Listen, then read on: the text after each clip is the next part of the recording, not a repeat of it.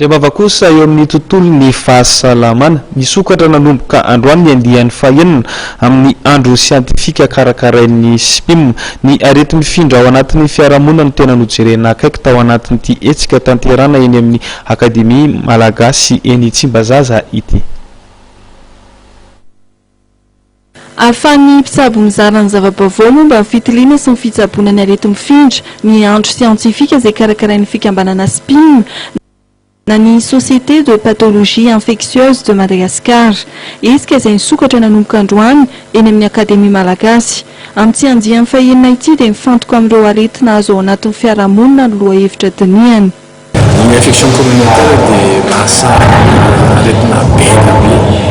Ao ny infection respiratoire, infection pulmonaire, infection urinaire, infection sexuellement transmissible, et infection cutanée, eux descendent ni infection relatable ni anisany bezaka alors tu vas venir comme Madagascar anisany bezaka ny infection ny voie respiratoire anisany ny grippe anisany ny pneumonie anisany ny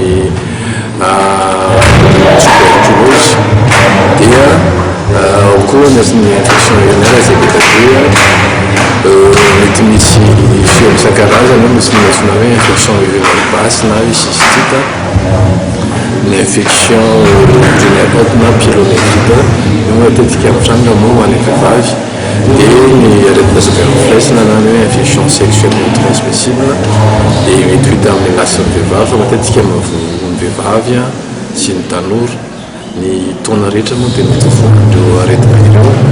Ilana fotsiny matetika ny infection sexuellement transmissible dia tsy mety tsisy fambaraty ivelany nefa mety mifindra ny amin'ny kafa. Nosy Rita Mitsabo fa anisan'ny olana lehibe amin'ny fitsaboana ny arety mifindra ny tsy fahafantaran'ny olona ny aretiny ary ny fanaovana dokotera teny. Anisan'ny zavatra ataon'ny olona moa le hoe manao dokotera tena na hoe automédication ny terme technique. Raha dokotera io olona io mety etiety ihany mampiasa fahasalamana fanazanaza mety misy risika ihany hoe tsy teraka ny tokony ho izy ny fatrany fanafody dia mety tsy araka ny tokony ho izy koa ny fotoana anaovana ilay fanafody dikan'izay mety hisy résistance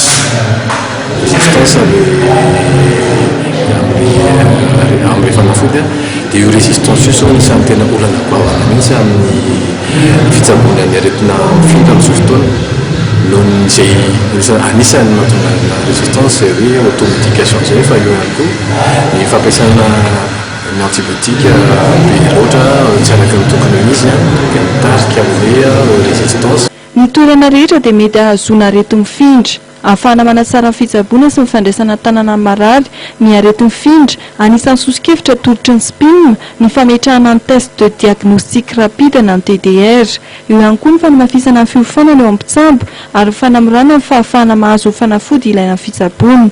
Marina fa itoy ny zoma 7 aogositra izao ny andro siantifika karakarain'ny SPIM izay toto saina eny amin'ny akademia malagasy eny Tsimbazaza.